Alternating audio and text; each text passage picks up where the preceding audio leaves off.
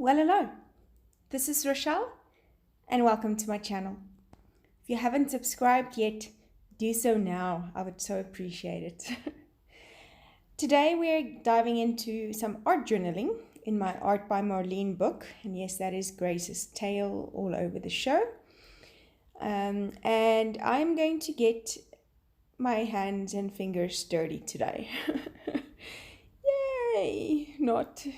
This is so out of my comfort zone, so I like challenging myself every now and again to do something that I don't like, just so that comfortable doesn't settle in. So you saw me squirt some Deco Art Americana paints onto my non-stick craft mat, and I'm just picking it up with my finger and placing it in different directions and circular motions over this page. I want to cover the 2 pages. This Art by Marlene art journal book has quite thick paper, and it is very durable for different mediums, including liquids and water. So it stands up pretty well. And I don't know, this is going to be a very layman's art journaling page and tutorial, if you want to call it that, because I don't necessarily have any color theory knowledge, but I do know that sticking with about 3 colors is more than sufficient. So for today I chose like a pink and a blue and a green, and you'll see me cleaning throughout because it freaks me out. I got my hands dirty. It was part of the plan, and I think we've succeeded. Then I'm using this Room 5 stencil, and I'm just adding some white paint and then picking it up while it's still wet with a baby wipe through the stencil, and it just adds a little bit of texture and a different element to the page. With art journaling, I don't think there's a rule as such. I really think it is letting the rules go. Woo, that's hard for me to understand. But try. So I've been taking some Payne's Grey there and just adding a little bit of water and splattering it over, and then taking that same baby wipe that I picked up the white paint with and just smushing it through the stencil so it gives the different, or the positive, if the other one is the negative, image. And then I'm putting the 2 pages together because they'll be next to one another, so that I have some overlapping image or design from the stencil over the 2, so that it just pulls it together as a whole. And then I'm grabbing some stamps. I knew I wanted to use this stamp I got with a magazine. I believe it was with a Jane Davenport and Dina Wakley, all kinds of mixed media stamps. Not quite sure, but it was with a magazine. And so I knew I wanted to use some of those elements, especially this flower. And I'm using my VersaFine Clear Nocturne ink, which is a very fine detail ink. So it gives you a very crisp and clear image for a detailed stamp like this. It does take a little bit to dry, especially on top of this paint, because the paint acts like a barrier, so the ink doesn't get to draw into the page as such.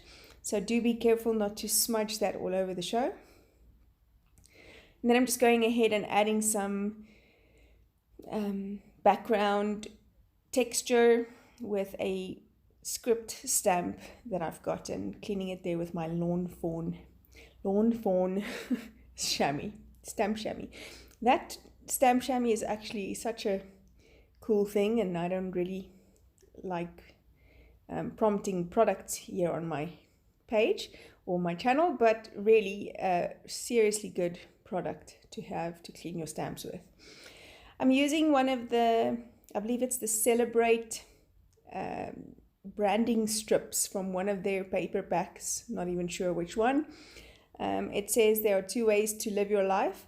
One is though everything's a miracle, or one as though nothing's a miracle and one as though everything is. And you saw me do something there that I should not have been doing, using my craft knife on top of my craft sheet.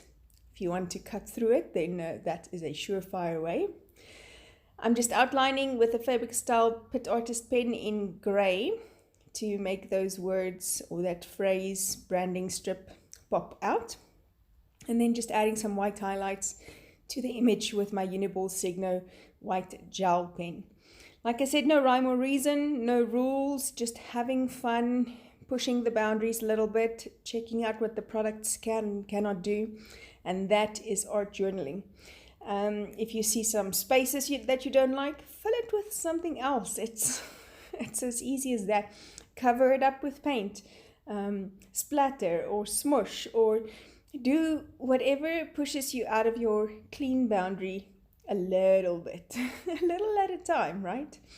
So I'm not into the very three-dimensional projects yet. I don't know that I necessarily will be, but yeah, have fun. Using a Faber-Castell Big Brush bullet nib white pen and just inking up those same stamps to add some white into those very blue places that looked a little bit lonely over there. And then I'm just going to be using this Oh Happy stamp, also from that same magazine set that I got. So just making use of my stash, what I have. And then that is pretty much that for this page.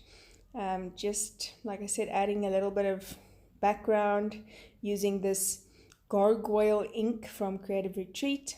It is a beautiful gray. I absolutely love it. And then I decided I wanted to add a bit more to those flowers, and then just masked my sentiment with some washi tape so that I don't stamp all over that. And then using that VersaFine clear ink again, that is so beautifully crisp and clear. Well, if that made sense, you're a good watcher. Join me and try something new today. Thank you for watching. Bye-bye.